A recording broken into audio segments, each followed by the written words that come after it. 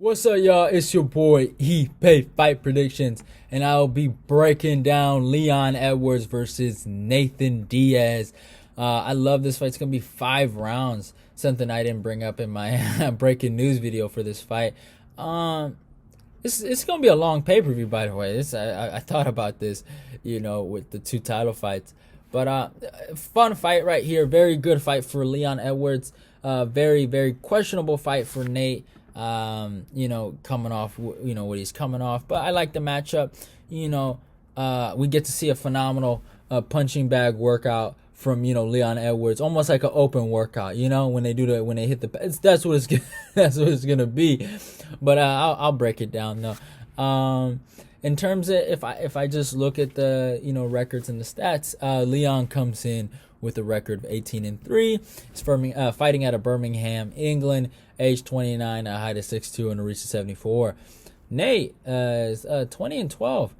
Fights out of Stockton, California, age 36, a height of 6 foot, and a reach of 76. So there are some things when you look at this matchup. Now, Leon is a taller guy, but Nate does have the longer arms. He has the longer reach.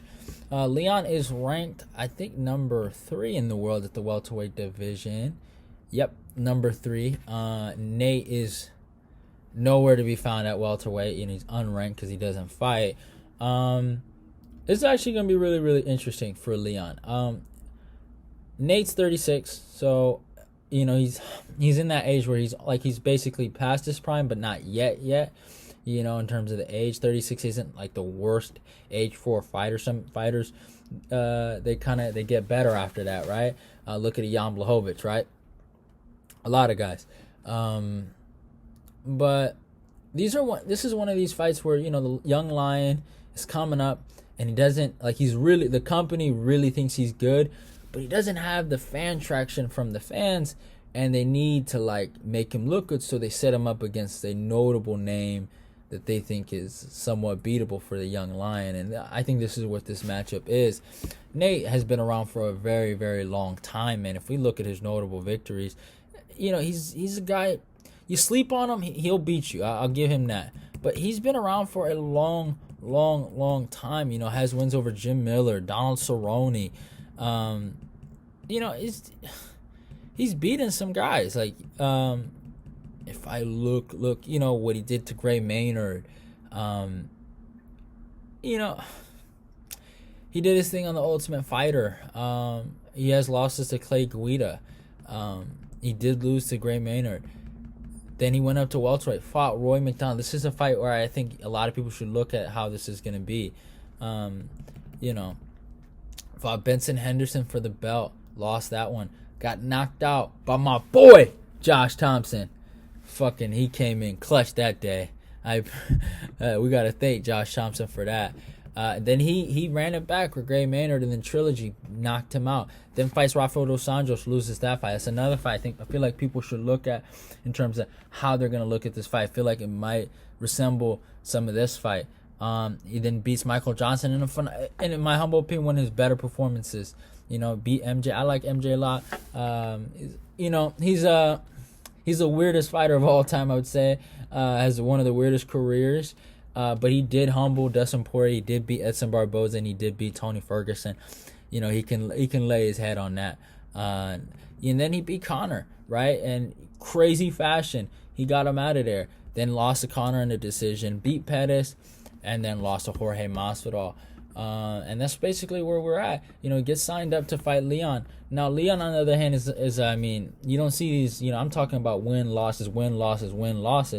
Leon's a different kind of breed. He's on win. He's on an 8-fight win streak. He would be on a 9-fight win streak if fucking Bilal Muhammad didn't get poked in the eye. So, it is what it is. Leon is a different breed, man. He's a good fighter. He's very talented. A lot of people, they don't give him his credit. I don't know why.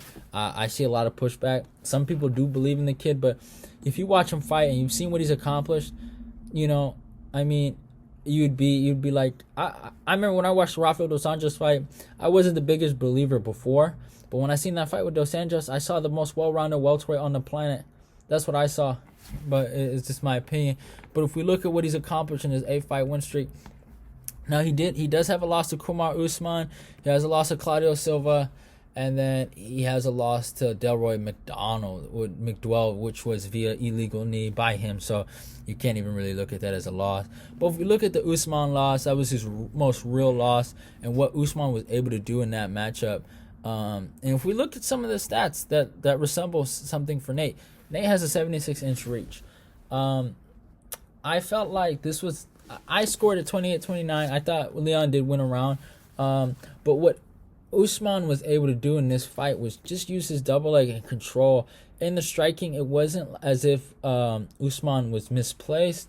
It was more like, you could see he was a step behind, or he was a different level from Leon, but he wasn't too far behind Leon where he wasn't going to get just completely eviscerated. He could do some stuff there. And Rocky just, he couldn't, he had some good takedown defense. This was the only time he actually trained in California. He worked with AKA. It didn't end up helping him, but he did all right. He did good in certain areas, but really it's the 76-inch reach. And Usman does have a height of 6 foot. So very similar to Nate. Now, obviously, Usman's a different breed than Nate Diaz, but these are some stats that, in terms of, you look at the numbers, they look good for Nate Diaz, right? But for a guy like Rocky, really what it came down to is he had a hard time engaging, and then anytime he tried to engage, he got taken down, and that's where he lost. But then after that, he went on his win streak, beat Dominic Waters, beat Albert Timinov, and then beat Vicente Luque, beat the shit out of Vicente Luque. I remember in the second round, he just was brutalizing him with body kicks, and then used a lot of his grappling to win that fight. Had a fight with Brian Barberena where he got dropped. That was a very, very scary situation. He had some problems. Then finished, but he ended up winning that fight by decision. And Brian Barberena, he has given some of the best guys in this division problems, like even Vicente Luque, right? His real power. He caught him with like a shovel uppercut, and then he fought Peter Soboto.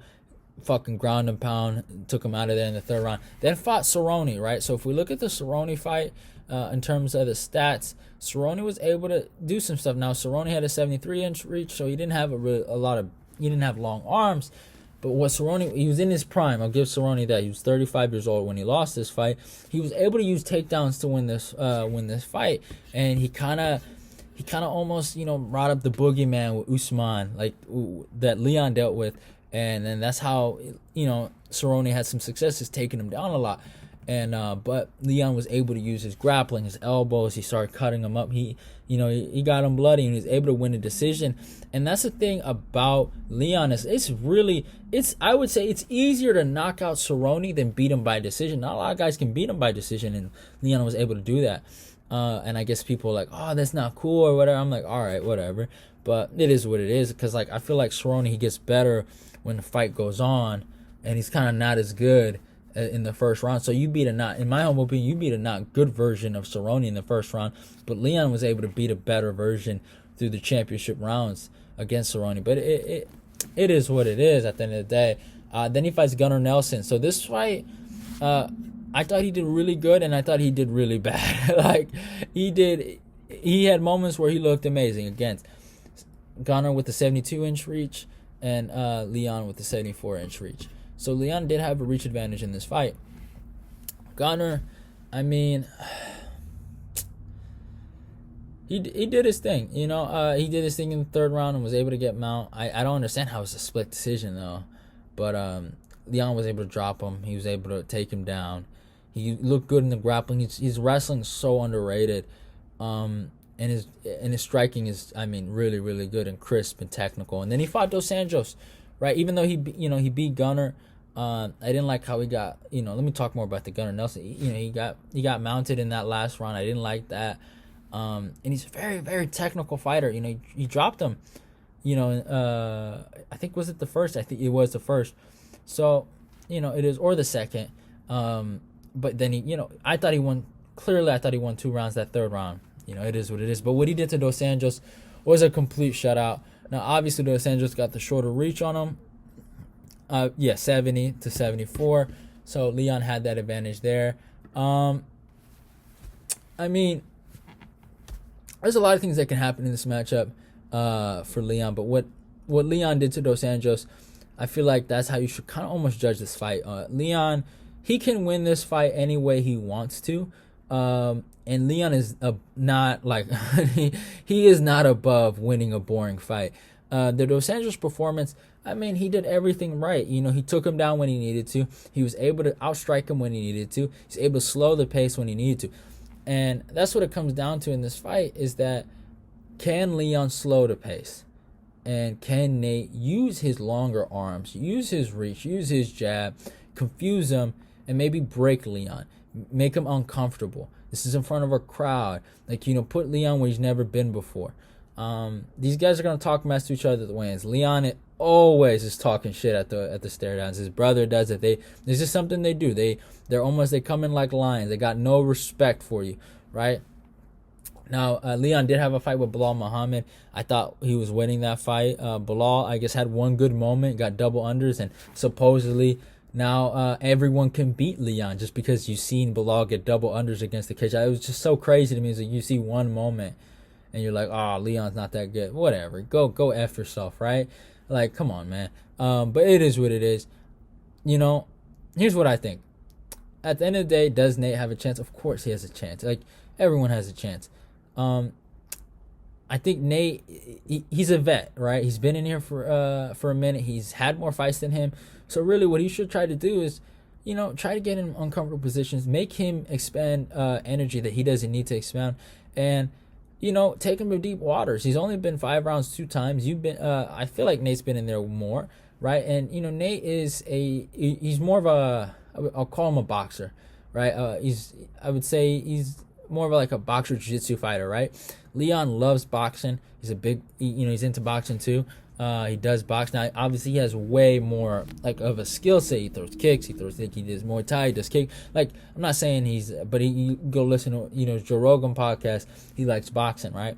And I think Nate could make him entertain, you know, almost like somewhat of a boxing fight in there, right? Where they only throw hands. And, you know, Leon, that's a trap you don't want to be in, right? You don't want to brawl with this guy. You don't want to try to finish him. You don't want to just get all macho.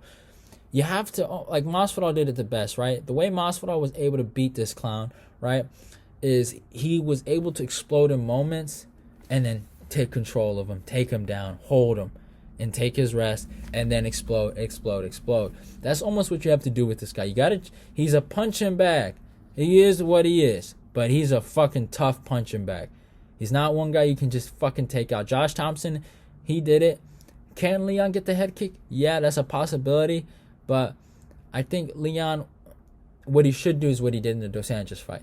Get well-timed takedowns, strike when you need to strike, slow the pace down, win the fight on points, beat this clown. I hope Leon isn't looking at the pressure to finish this dummy, right? And if he has that pressure, then Nate will win this fight. The pressure to finish somebody, right? I hope Leon just fights a smart fight, gets this idiot out of here. Fucking all this dumb. I'm from California, and I'm sick and tired of this Cali shit that you guys. Oh, Nate Diaz Army, bro. Cali. Like, I'll give you one thing. You guys are loyal. I give his fans one thing. They're loyal. They'll stick behind him no matter what. You ain't no bandwagons, but man, y'all some delusional folk, right? I'm not saying Nate doesn't have a chance. Nate has a chance. Every fighter has a chance. That's what I've come to learn while, you know, doing this kind of, you know, predicting and YouTube shit. Like, every fighter has a chance. But Leon, I mean, if he does the right things, if he executes a good game plan, he should win a 3-2, 4-1, or 5-0 decision over Nate. Nate almost needs Leon to make mistakes. Leon is a superior technical fighter.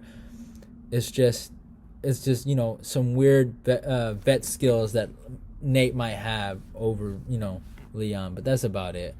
I think Leon gets this done by decision. That's what I'm saying. So I would love to see him finish this guy. I don't know if he can do it. Maybe the head kick is there. Leon does have a nasty head kick, but I'm taking Leon by decision. I think Leon will use his wrestling. You look at the Roy McDonald fight, you know, That's all I really have to say. You look at the Dos Anjos fight. I think Leon will use his wrestling. I think he'll win that fight. I'm taking Leon by decision. Hope you guys enjoyed the video. It's your boy eBay Fight Predictions out of here. And yeah, love y'all. And goodbye. Oh yeah, don't forget to follow me on my Twitter. Don't forget to follow me on my Instagram. If you're new, subscribe, like, comment, go click the notification button, share this video. And now I'm out of here. Love y'all and goodbye.